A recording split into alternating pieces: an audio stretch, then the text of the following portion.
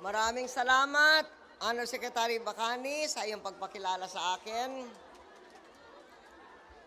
Maraming salamat, Governor Ko, sa iyong pagbati. Maraming salamat din, Congressman Bravo, sa magandang sinabi mo tungkol sa mga ginagawa natin para sa taong bayan ng Masbate at Monreal. Maraming salamat din kay Mayor Espiloy sa inyong pag-welcome, kay Vice Mayor Grona, lahat ng opisyal.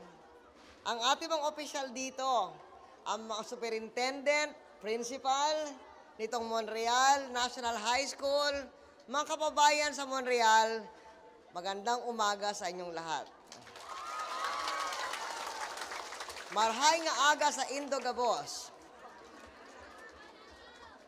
Binibisita ko kayo dahil tinutuloy natin ang ating aktibong pamamahala hanggang sa huling sandali ng ating pwesto.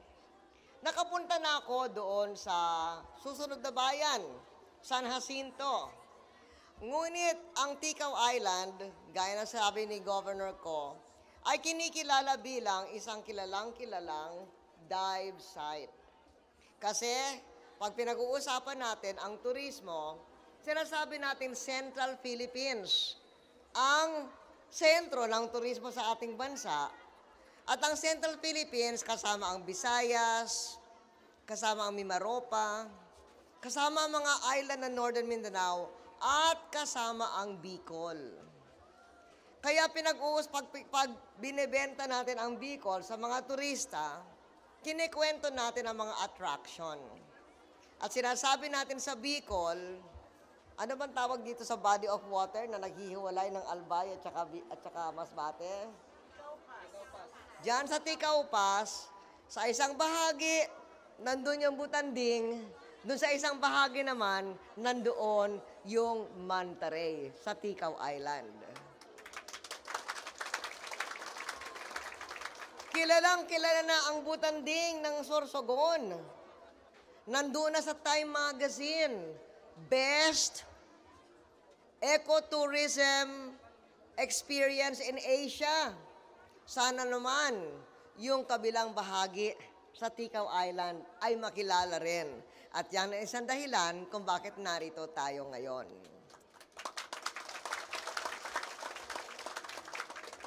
Siyempre, halimbawa yung anak ko, nagpunta dito, nakabarko, naka-dive boat, para lang hanapin yung inyong mga manta ray sa Tikaw. Kaya tinanong ko kanina kay Bong, saan dito yung manta ray? Eh dito na nga, sa Monreal at saka sa San Jacinto. Kaya pala ang ganda-ganda na inyong mga white sand beach dito. Congratulations.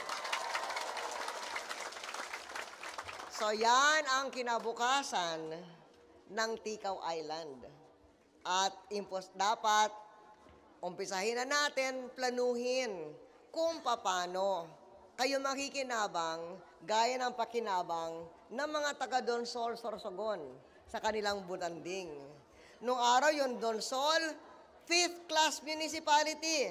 Ngayon, 1st class municipality na. Hangarin din natin yon para sa bayan ng Monreal.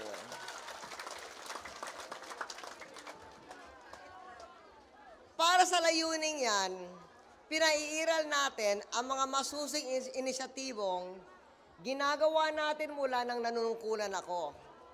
Lalo na ang 3 nating mahalagang programa. Una, dagdagan ang kapangyarihan at kaunlaran ang bawat rehiyon upang hindi lamang ang Manila ang tumatamasa ng kaunlaran. Pangalawa, ipagpatuloy ang pagpapalago ng 3 E's, edukasyon, ekonomiya, at environment upang tuloy-tuloy at pantay-pantay ang kaunlaran. At pangatlo, nakatutok tayo sa kabataan. Saan ang ating mga kabataan? Ang ating mga estudyante. Ayun. Nakatutok sa mga kabataan ng bansa bilang ating pag-asa para sa mas magandang kinabukasan ng Pilipinas. Marami nang nagawa tayo sa iba't ibang klase ng pag-unlad. Pinento na ni Bong Bravo yung mga ginawa natin dito sa Tikaw Island. Ilang taon na rin, linalabanan natin ang katiwalian at dapat ipagpatuloy. Halimbawa, medyo na-delay yung kuryente ninyo dahil yung unang ilalagay may katiwalian. So tinigil muna at sinimulaan muli. Pero sabi ni Governor ko, ngayon okay na, on stream na ang electrification program ng Masbate. Di ba ang tagal niyong hinintay yon?